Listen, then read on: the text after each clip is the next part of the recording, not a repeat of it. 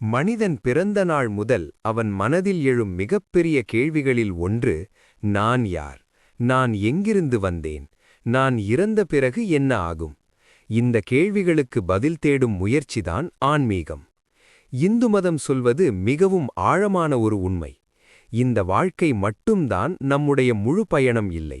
இது ஒரு நிலையம் மட்டுமே. ஆன்மா என்ற ஒன்று உள்ளது. அந்த ஆன்மா அழியாது. உடல் மட்டும் அழிகிறது. பகவத்கீதாவில் பகவான் கிருஷ்ணர் அர்ஜுனனிடம் சொல்வது, உடம்பு அழியும், ஆன்மா அழியாது. மனிதன் பழைய உடையை கழற்றி புதிய உடை அணிவது போல் ஆன்மா பழைய உடலை விட்டு புதிய உடலை எடுக்கிறது. இந்த வரிகள் சாதாரண வார்த்தைகள் அல்ல. வாழ்க்கையின் மிகப்பெரிய ரகசியம் இதிலே மறைந்துள்ளது. நாம் நம்மை உடலாக நினைக்கிறோம். ஆனால் இந்து தத்துவம் சொல்வது, நாம் உடல் அல்ல, நாம் ஆன்மா. உடல் என்பது ஒரு கருவி. இந்த கருவி ஒரு காலத்திற்கு மட்டுமே பயன்படும். காலம் முடிந்தால் அது மண்ணாகிவிடும். ஆனால் ஆன்மா பயணம் தொடர்கிறது. அதுதான் மறுபிறவி என்ற கருத்து. மறுபிறவி என்றால் என்ன?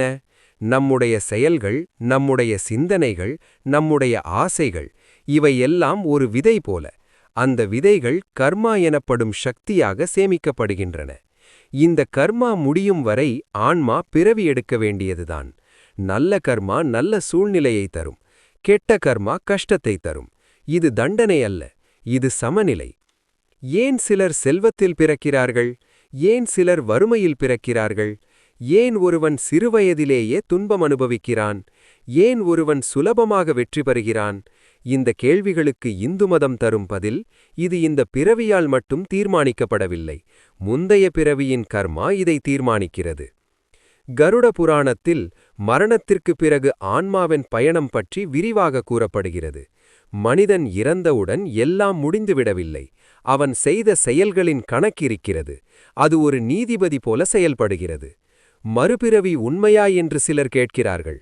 அதை யாராவது பார்த்தார்களா என்று கேள்வி எழுப்புகிறார்கள். ஆனால் நாம் காற்றை பார்க்க முடியுமா? ஆனாலும் அது இருக்கிறது. மின்சாரத்தை நேரடியாக பார்க்க முடியுமா? ஆனாலும் அது இருக்கிறது. அதுபோல ஆன்மா என்பது அனுபவிக்கப்படும் ஒன்று, பார்க்க முடியாத ஒன்று. இந்த உலகத்தில் சில குழந்தைகள் பிறந்தவுடன் அசாதாரண திறமைகளை காட்டுகின்றனர். சிலர் பிறந்தவுடன் இசை வாசிக்கிறார்கள். சிலர் சிறுவயதில் வேறு மொழிகளை பேசுகின்றனர். இது எப்படி சாத்தியம்?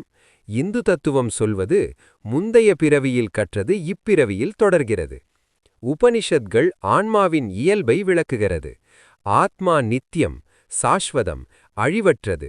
பிறப்பு மற்றும் மரணம் என்பது உடலுக்கு மட்டுமே. ஆன்மா சாட்சியாக இருக்கிறது.